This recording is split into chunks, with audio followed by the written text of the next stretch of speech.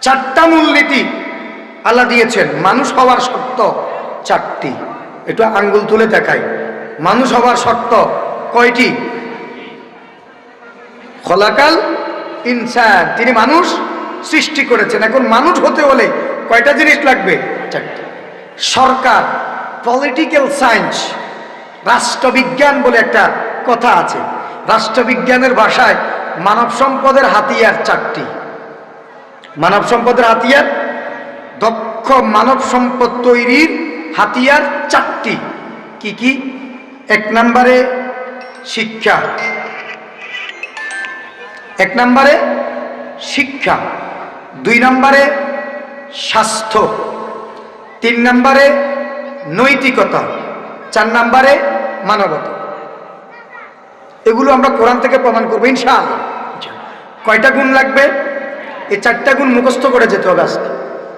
দক্ষ মানব সম্পদ তৈরির হাতিয়ার, প্রকৃত মানুষ হওয়ার সবক কয়টি? চারটি। চারটি গুণ, চারটি যোগ্যতা, চারটি সিফাত, চারটি কোয়ালিটি যার মধ্যে থাকবে সে হবে দক্ষ মানুষ। সে হবে কি? দক্ষ মানুষ।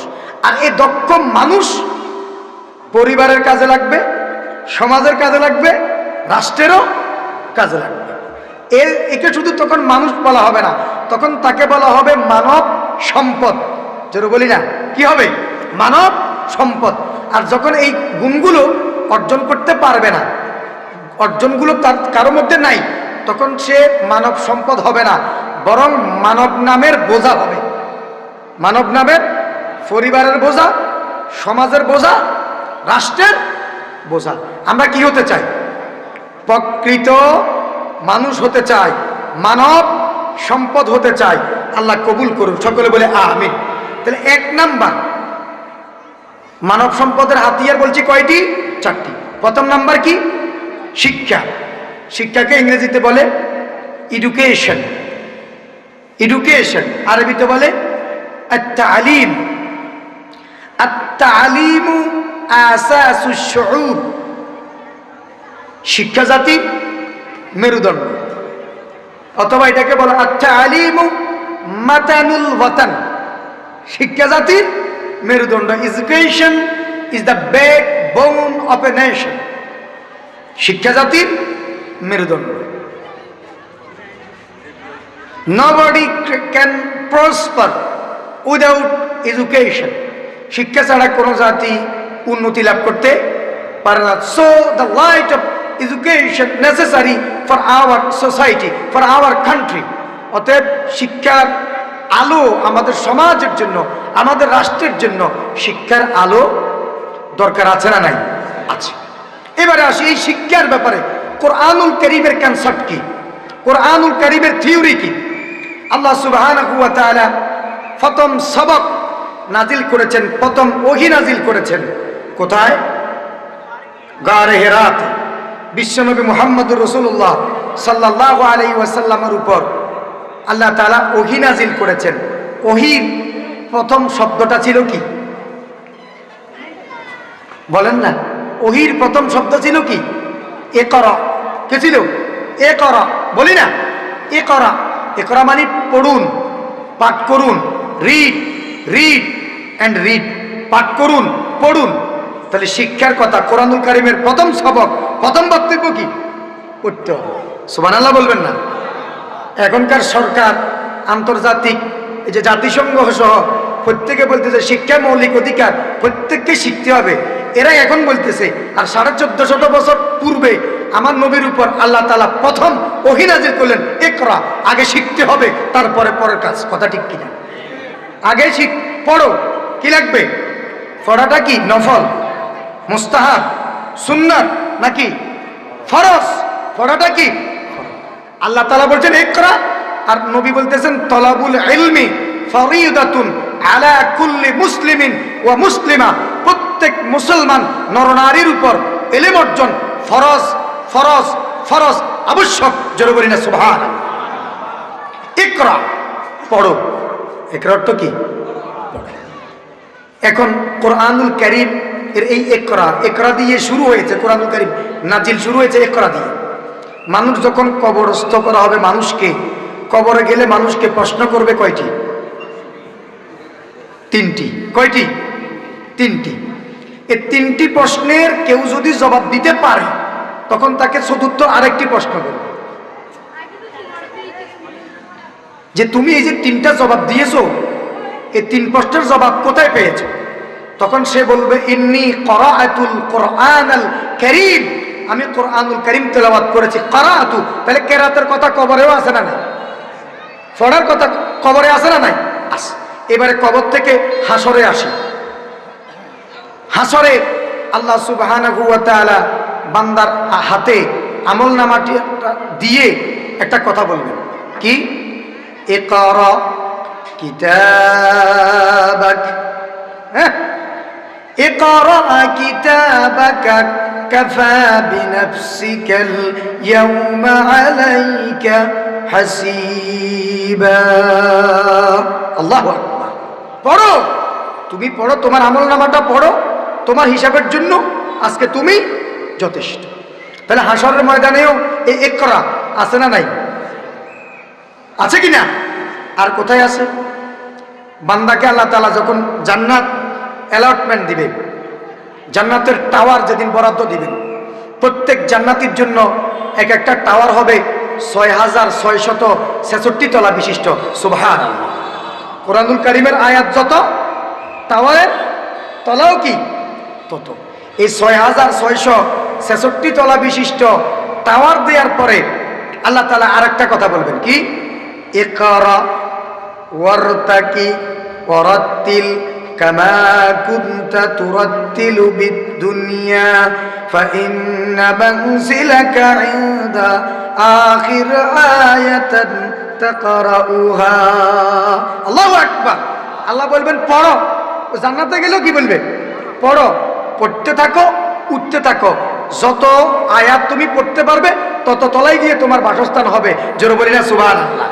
তো এখন আপনি তো পড়ছেন 5 আয়াত, তো কয়তলা টাওয়ার, কয়তলা উঠতে পারবেন? কেউ 200 আয়াত পড়ছে, 200 তলায়, কেউ 400 আয়াত। আর যে হেফজ করেছে, আমল করেছে, তার বাসস্থান হবে ৬৬৬৬তম তলায়। জোরে বলি না সুবহানাল্লাহ। সারা পৃথিবীতে বর্তমানে এই সর্বোচ্চ 165 তলা বিশিষ্ট বিল্ডিং আছে। কেউ বলেছেন 168 তলা, এর উপরে কোনো ভবন নাই। তাহলে বলেন তো দেখি, এই পড়ার কথাটা, শিক্ষার কথাটা কোরআনুল কারীমে আছে না নাই? আছে। আমরা শুরু করেছি প্রথম ওই থেকে শুরু করে জান্নাতে যাওয়া পর্যন্ত সব স্টেপে, সকল জায়গাতে আল্লাহ কিসের কথা বলেছেন? ইকরা অথবা কেরাত, পড়ার কথা আল্লাহ তাআলা বলেছেন। আর বিশ্বনবী সাল্লাল্লাহু আলাইহি ওয়াসাল্লাম পড়াটাকে ফরজ ঘোষণা করেছেন। তলাবুল ইলমি ফারিদাতুন আলা কুল্লি মুসলিমিন ওয়া মুসলিমা। ইলম অর্জন করা কি ফরজ। আমরা যখন আল্লাহ তাআলার কাছে হাত তুলি, আল্লাহ আমার সোনাগাজী পৌরসভা 20 ডিসিম জায়গা দেন, ফেনীতে একটা বাড়ি দেন, ঢাকা শহরে যেন একটা টাওয়ার করতে পারি, এগুলা চায়। আর আম্বিয়া ইসলামরা যখন আল্লাহর কাছে চাইতেন, তখন আম্বিয়া ইসলামরা কোন সম্পদ, জাগতিক কোনো বিষয় আল্লাহর কাছে চাননি। আম্বিয়া ইসলাম চেয়েছেন কি? রব্বি জিদনি ইলমা, আল্লাহ আমার ইলমটা বাড়ায় দেন। জোরে বলি না সুবহানাল্লাহ। নবীরা আমাদেরকে, নবীরা শিখিয়ে যাচ্ছেন, শিখিয়েছেন আল্লাহর কাছে কি চাইতে হবে? ইলম। আল্লাহ বলেন ওয়ামা উতিতুম মিনাল ইলমি ইল্লা কলিলা, আমি জ্ঞান দিয়েছি সামান্য, একেবারে ন্যূনতম সামান্য ইলম দিয়েছি। এই ইলম দিয়ে, যতটুকু ইলম দিয়েছি, ওয়াইয়াস আলুনাকা আনির রূহ কুলির রূহ মিন আমরি রাব্বি ওয়ামা উতিতুম মিনাল ইলমি ইল্লা কলিলা। হে নবী, আপনাকে লোকেরা রূহ সম্পর্কে প্রশ্ন করে, যে ইলম দিয়েছি, এই ইলম দিয়ে রূহ কি, এটা আবিষ্কার করার ক্ষমতা তাদের নাই। দুনিয়ার বড় বড় বিজ্ঞানী আছে, কিন্তু রূহটা কোন দিক দিয়ে ঢুকছে, কোন দিক দিয়ে বাইরে হবে, এটাও আবিষ্কার করতে এখনো পারেনি। কেন? আল্লাহ বলে ইলম দিয়েছে কি? আত-তানবীরু লিত-তানকীর ওয়াত-তানকীরু লিত-তাকলীল। সামান্য, ন্যূনতম আল্লাহ প্রদত্ত ইলমকে 100 ভাগ করে 99 ভাগ আল্লাহর জন্য, বাকি 1 ভাগকে আবার 100 ভাগ করে 99 ভাগ বিশ্বনবী মুহাম্মদুর রাসূলুল্লাহ সাল্লাল্লাহু আলাইহি ওয়াসাল্লামের জন্য, বাকি 1 ভাগকে সৃষ্টির সূচনা থেকে আদম আলাইহিস সালাম থেকে শুরু করে কিয়ামত পর্যন্ত সর্বশেষ যেই বনি আদম পৃথিবীতে আসবে সকলের মধ্যে ওই সামান্যতম অংশ। এরপরে আল্লাহর কাছে মর্যাদা নির্ণয় হয় এলেম দিয়ে। এজন্য আলী রাদিয়াল্লাহু তাআলা আনহু তিনি গর্ব করে বলতেন, রদিনা কিসমাতাল জাব্বার ফিনা লানা ইলমুন ওয়ালিল আদাই মালুন ফাইন্নাল ইলমা নূরুম মিন ইলাহি ফাইন্নাল ইলমা। হযরত আলী রাদিয়াল্লাহু তাআলা আনহু বলেন, ওগো আল্লাহ, আপনি যে বন্টন করেছেন, আপনি যে তকসিম করেছেন, আপনার বন্টনে আমি আলী খুশি। আমি আলী কি কেন?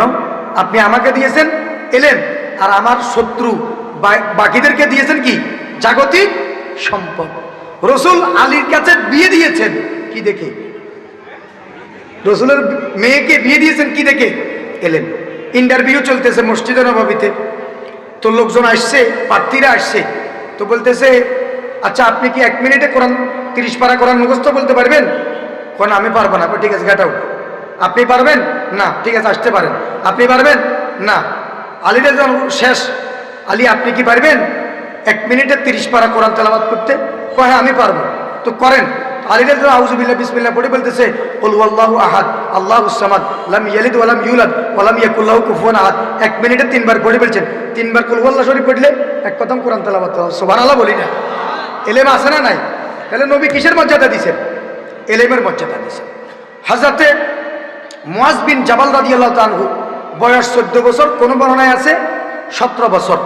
রসুল তাকে ইয়েমেনের গভর্নর বানাইছেন। আমরা ছেলেদেরকে মেশকাত পড়াই, তো ফাজিলের নেসাব একবার প্রথম হাদিস, বা'দা মুআদান ইলাল ইয়ামানি ফাকালা ইন্নাকা তা'তি কওমান আহলা কিতাবিন ফাদউহুম ইলা শাহাদাতি আল্লা ইলাহা ইল্লাল্লাহ। এইখান থেকে হযরত মুআজ বিন জাবালের বয়স 17 বছর, উনাকে ইয়েমেনের গভর্নর বানাইছে নবী কি দেখে? এলেম দেখে। তো সুবহানাল্লাহ বলবো না?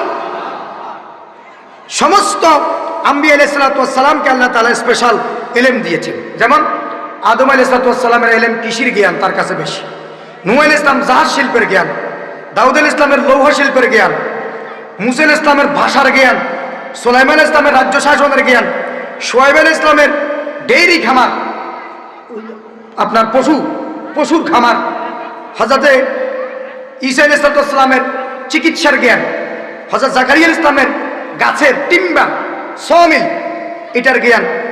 আর বিশ্বনবী মুহাম্মদুর রাসূলুল্লাহ সাল্লাল্লাহু আলাইহি ওয়াসাল্লামকে সকল নবীকে যা দিয়েছেন, একা আমাদের নবীকে তার চাইতে বেশি দিয়েছেন। জোরে বলি না সুবহানাল্লাহ। ওয়া কুল্লুহুম মির রাসূলিল্লাহি মুলতামিসুন গরফাম মিনাল বাহরি আও রাশফাম মিনাদ দিয়ামি ওয়া ওয়াফিকুনা লাদাইহি ইনদা হাদ্দিহিম মিন নুকতাতিল ইলমি আও মিন শিকিলাতিল হিকামি। আল্লাহু আকবার। বিশ্বনবী সাল্লাল্লাহু আলাইহি ওয়াসাল্লাম এলেমের আধার। অতএব এলেমকে প্রাধান্য দিয়েছেন। শিক্ষা 1 নম্বরে কি লাগবে? দক্ষ মানুষ হতে হলে কি লাগবে? শিক্ষা। এই যুব সমাজ যারা আজকের এই চমৎকার আয়োজন করেছে, মাহফিল আয়োজন করলে হবে না, ওলামায়ে কেরাম ওয়াজ করে চলে যাবে, এতে খুব বেশি ফায়দা হবে না। এলাকার 40 দিন রহমত নাজিল হবে, ফায়দা চলবে, তবে তাদেরকে শিক্ষিত হতে হবে। কিসের শিক্ষা? আমাদের দেশে আবার একচেটিয়া কথা বলা হয়।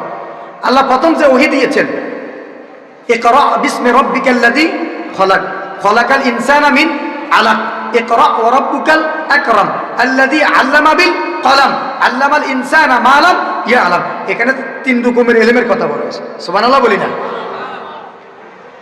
1 নম্বরে এমন এলেম শিখতে হবে যে এলেম দিয়ে রবকে চিনা যায়। কাকে? রবকে চেনার জন্য এলেম অর্জন করতে হবে। কিসের জন্য? রবকে চেনার জন্য। ইকরা বিসমি রাব্বিকাল্লাযী, পড়ুন আপনার প্রভুর নামে যিনি আপনাকে সৃষ্টি করেছেন। খলাকাল ইনসানা মিন আলাক, যিনি আপনাকে সৃষ্টি করেছেন জমাট বাঁধা রক্ত থেকে।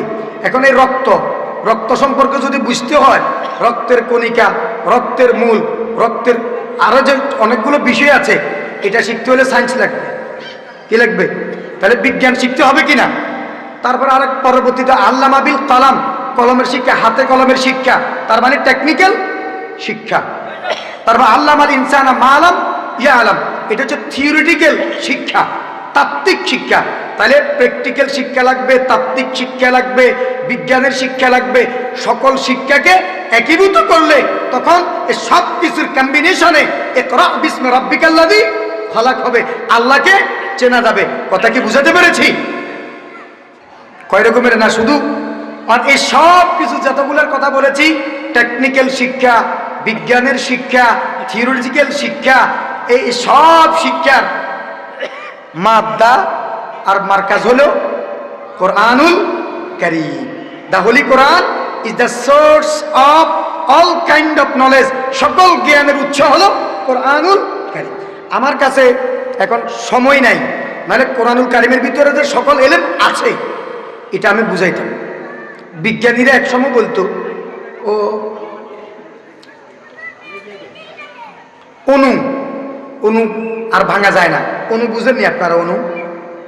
অণুটা হইলে এই যে সামিয়ানা দিছে, সামিয়ানার এখানে যদি ছিদ্র থাকে, একটা ছিদ্র, অথবা যাদের টিনের ঘর, বেড়ার ঘর আছে, বেড়া দিয়ে আলো ঢুকছে, তো আমরা পড়েছি আলো সরল পথে গমন করে, সোজা চলে, বাঁকা পথে যায় না।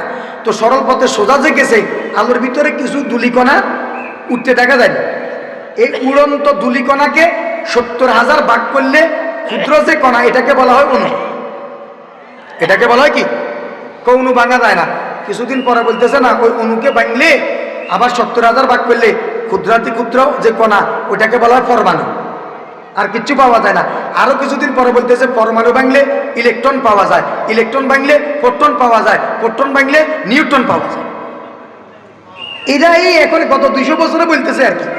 আর আমার আল্লাহ সুবহানাহু ওয়া তাআলা কোরআনুল কারীমে কি চমৎকার ভাবে বলতেছেন, ফামাইয়া আমাল মিসকালা যাররাতিন খায়রান ইয়ারা ওয়া মাইয়া আমাল মিসকালা যাররাতিন শাররান ইয়ারা। যে ব্যক্তি যাররা পরিমাণ আমল করবে, নেক কাজ, ভালো কাজ, কিয়ামতের দিন হাসরের ময়দানে সে এটা দেখতে পাবে। খারাপ কাজ করলেও সে এটা দেখতে পারবে, যাররা পরিমাণ। এখন যাররা কি? যাররার ব্যাখ্যায় মুফাসসিরিনে কেরাম লিখেছেন, ইন্না যাররাতা হিয়া শাইউল্লাযী লা ইয়াতাজাজ্জা। যাররা বলা হয় এত ক্ষুদ্রাতি ক্ষুদ্র কণাকে, যেটাকে ভাঙা যায় না, ভাঙা তো যায় না, ভাঙার কল্পনাও করা যায় না, তার নাম হচ্ছে যাররা। বলেন না বিজ্ঞানের কথা কোরআনে আছে না নাই? আছে না নাই?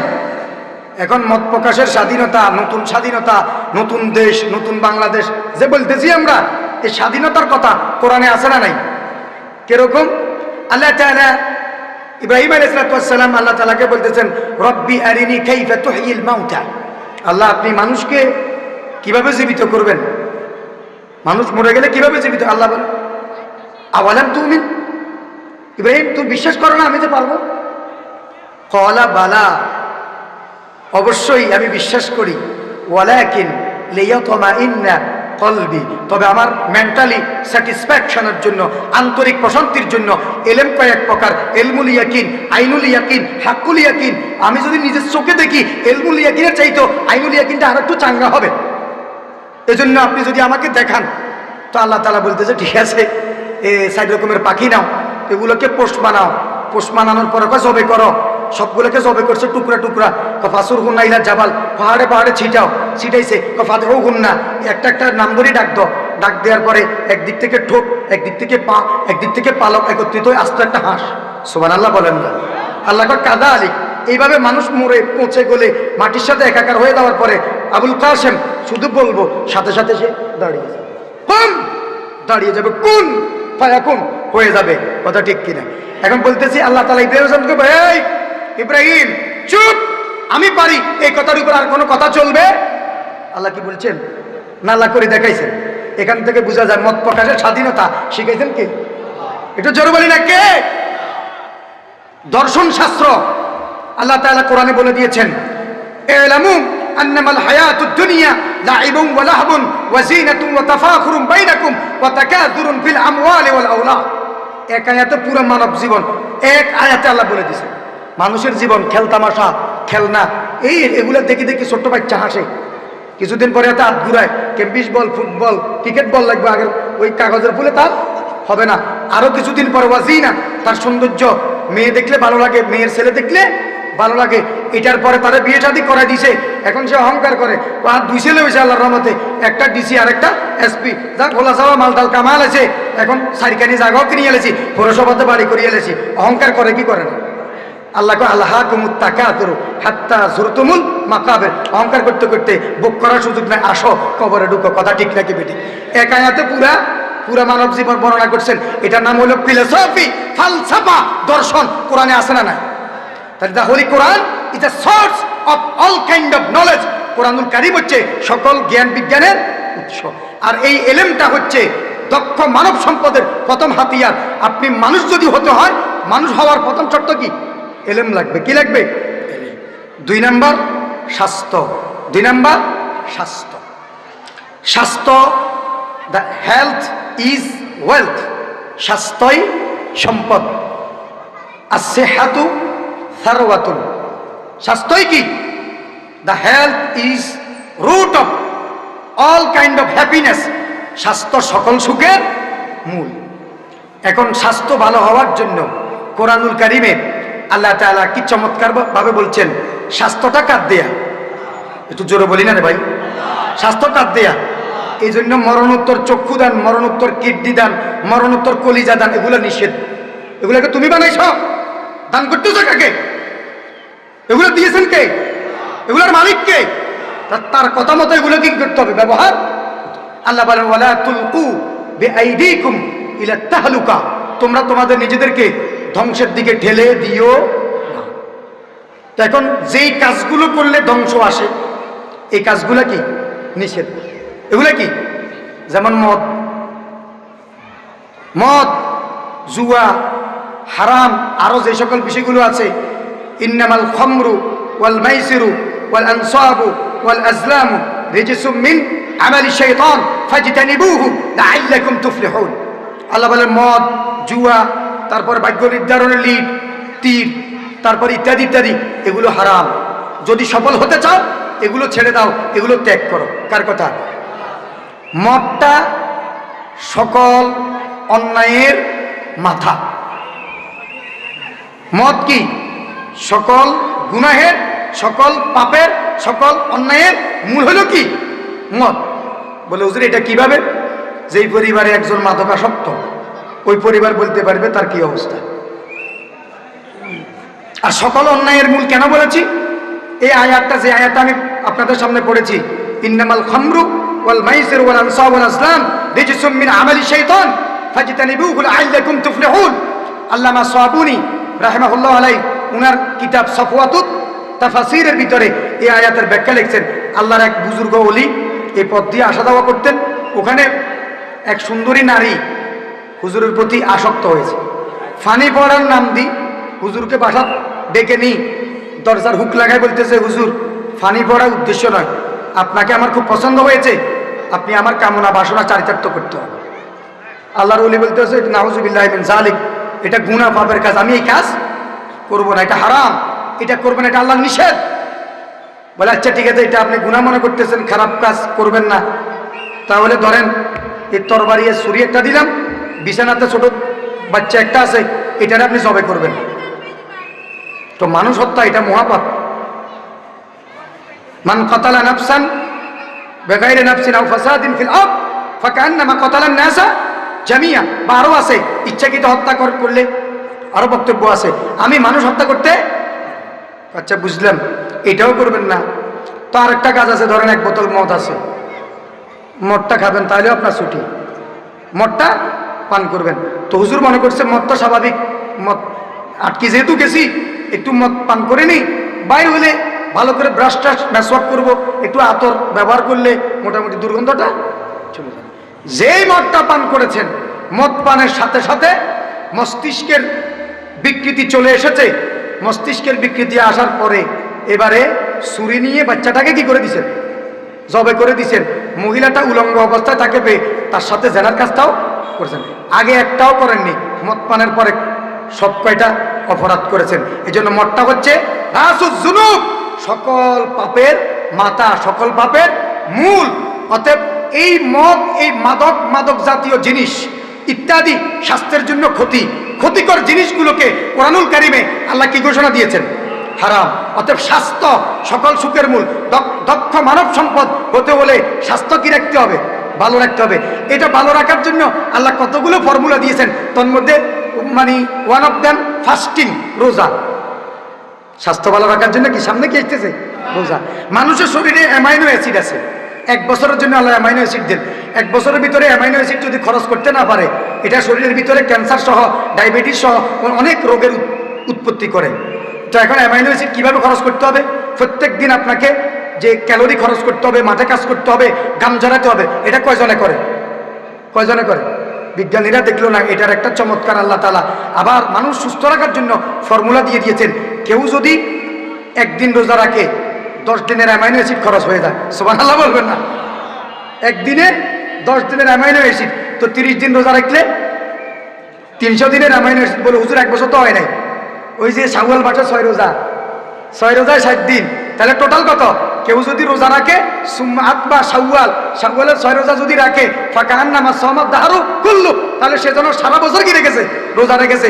তাহলে রোজা আপনাকে অসুস্থ যেন আপনি না হন, ফিটেড, ফিজিক্যালি ফিটেড রাখার জন্য আল্লাহ তাআলা বলছেন যে আল্লাহ তাআলা ফালইউকাব্বির, আল্লাহ বলছে তাকবীর ফাঁক করো।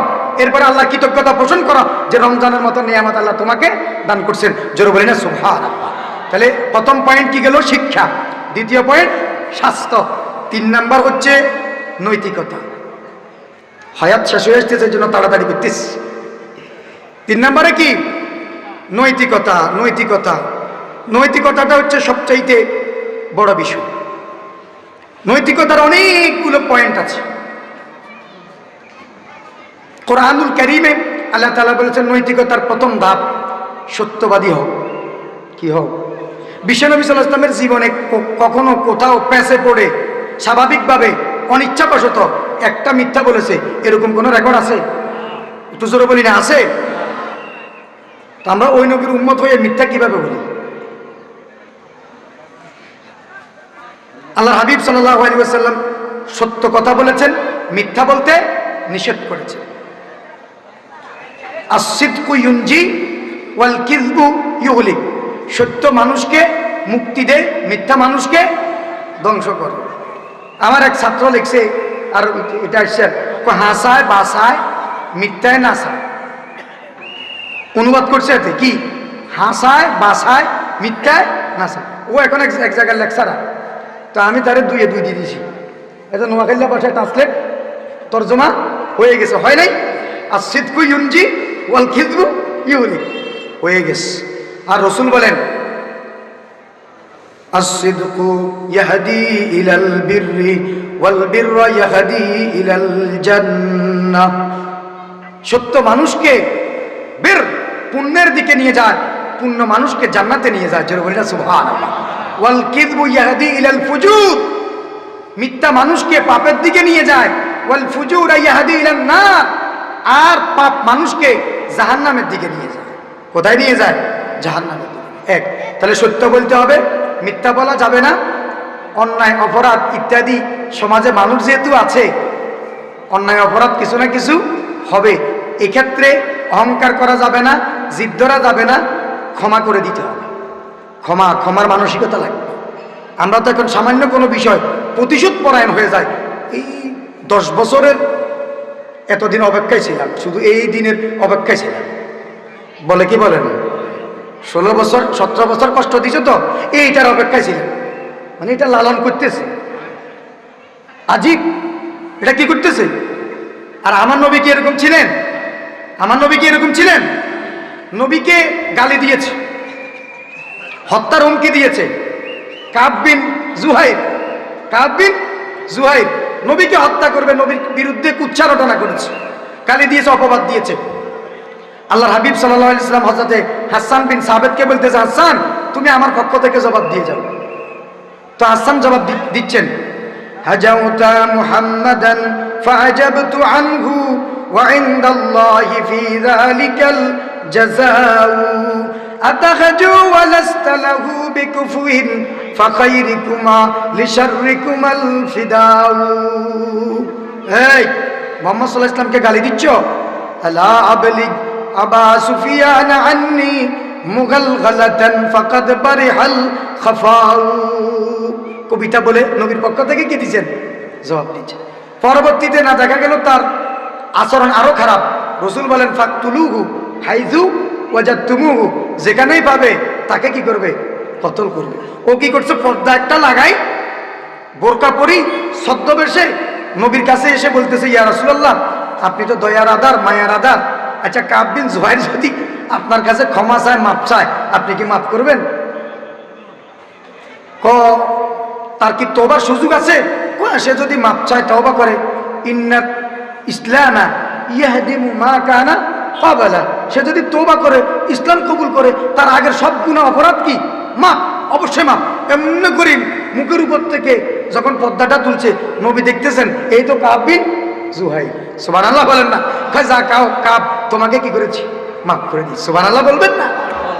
বিশ্ব নবীর অন্তিম মুহূর্তে আল্লাহ নবী মসজিদ নববীতে দাঁড়ায় বলতেছে, আমার মন বলতেছে আমি আর বেশি দিন বাঁচবো না, আমি আপনাদের সবাইকে মাফ করে দিয়েছি, তবে আপনাদের কাছ থেকে আমি মাপ চাচ্ছি, কেউ যদি মাপ না করেন, আমার কোনো অন্যায় অপরাধ যদি ভুল ত্রুটি হয়ে থাকে, তাহলে আপনি প্রতিশোধ নিতে পারেন।